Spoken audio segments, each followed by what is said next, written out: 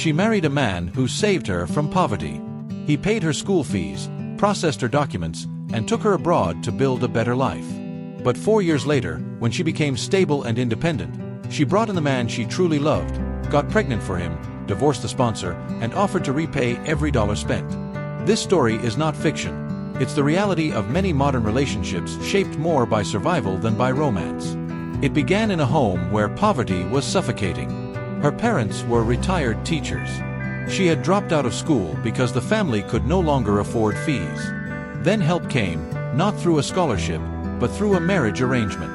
A man living abroad came forward and said he was willing to marry her, relocate her, and give her a future. Her family encouraged it, even though they knew she was already in love with someone else. But love had no money, and money had no competition. In her words, she did not marry for love. She married to escape. The sponsor husband took responsibility immediately. He enrolled her in school, paid rent, furnished her apartment, and started processing papers to move her abroad. He believed he was building a family. She believed she was being rescued. Just months after he traveled back, her ex returned into her life, crying and confessing that he still loved her. And she admitted to herself, she never stopped loving him. That door never closed. So instead of choosing one reality over the other, she tried to maintain both, in silence. She began asking her husband for more money, claiming personal needs, but using part of it to upgrade the ex, paying for an IT certification, and eventually helping him prepare for relocation. She was building two futures at the same time, one for her survival, one for her heart. When her visa was approved, she traveled abroad and joined her husband. He was proud and grateful to have a hard-working, ambitious wife. The same week she arrived, she began job hunting. He helped her with paperwork, resumes, and interviews until she finally got employed and became established.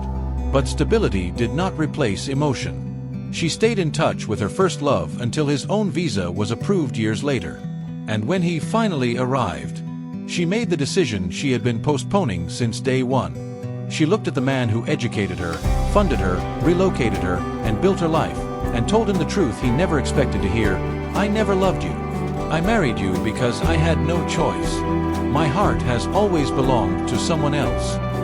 She filed for divorce. She promised to repay every cent he ever spent. And not long after, she got pregnant for the man she loved. Now society is torn between two schools of thought. Some say she is cruel, that she exploited a good man and handed the final reward to someone else.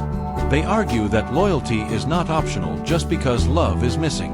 Others say she is human, that millions marry out of obligation, pressure, poverty, or immigration realities.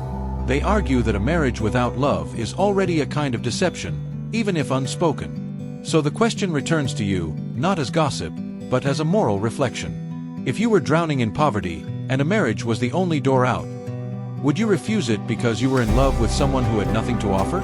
And if years later you finally gained freedom, would you stay out of gratitude, or return to the person your heart never stopped choosing?